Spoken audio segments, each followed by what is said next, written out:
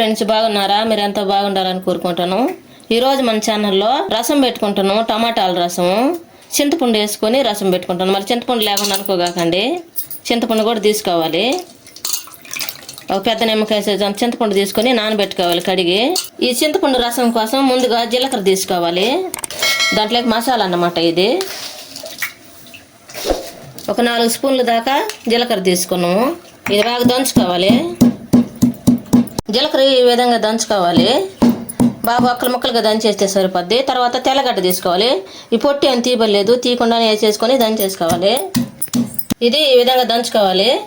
ఇది దంచి పక్కన పెట్టేసుకొని టమాటాలకు 3 టమాటాలు తీసుకొని మెత్తంగా కలిపేసేయాలి. ఇట్లా ఈ విధంగా. తర్వాత మనం దంచుకున్న పొడి దీంట్లో వేసేసుకోవాలి. ఇప్పుడు దీంట్లోకి కరివేపాకు తుంచేసుకోవాలి. నల్లగొట్టి కాకుండా తుంచేసుకోవాలి. ఈ విధంగా తుంచుకుంటే బాగా టేస్ట్ వస్తుంది. మనం చింతపండు తీసుకున్నాం కదా, అది కూడా మెత్తంగా కలిపేసుకొని రసం తీసేసుకోవాలి. ఈ టమాటాలలో పోసేసుకోవాలి. ఈ విధంగా చింతపండులో ఉన్న పులుసు అంతా వచ్చేటట్టుగా రసం పిండేసుకోవాలి. ఇట్లా ఇప్పుడు తీసి ఇది పడేసుకోవాలి పిప్పి. ఈ నీళ్ళు మనం పులుసు ఉన్నాయో లేదో చూసుకొని, పులుసు కనుక ఎక్కువ ఉంటే వాటర్ వేసుకోండి. మళ్ళీ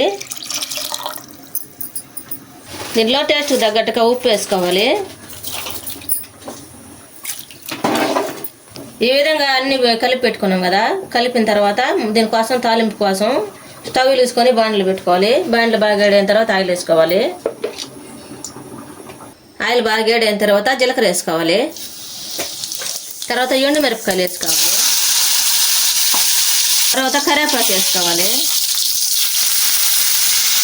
తర్వాత కట్ చేసి పెట్టుకున్న ఉల్లిపాయ వేసుకోవాలి. ఉల్లిపాయలు వేసుకున్నాం కదా, తాలింపు గింజలు వేసుకోవాలి. ఉల్లిపాయలు సన్నంగా కట్ చేసుకొని వేసుకోవాలి. ఆ తర్వాత తాలింపు గింజలు వేసుకున్నాం. ఇవి బాగా వేగాలి. ఈ విధంగా వేగిన తర్వాత మనం ముందుగా సిద్ధం చేసి పెట్టుకున్నాం కదా రసం, అవన్నీ దాంట్లో పోసేసుకోవాలి. మనం తాలింపు పోసుకున్నాం కదా, ఈ విధంగా మిరపకాయలు ఇరగదీసేసుకోవాలి. మనకు దీంట్లో కారం కావాలి కదా, అందుకని ఇరగదీసేసుకోవాలి. కొద్దిగా కొంచెం అట్ట ఇరగదీసేస్తే చాలు. ఎక్కువ ఇరగదీసామంటే ఎక్కువ మంటగా ఉంటుంది. ఇప్పుడు స్టవ్ మీద పెట్టి బాగా తెరిలిందాక ఉంచుకోవాలి. మూత పెట్టి తెరలేద్దాం. తెరలేదో మూత తెచ్చొద్దాం. ఇప్పుడే తెరలతా ఉండయి. ఈ విధంగా తెరలతాయి.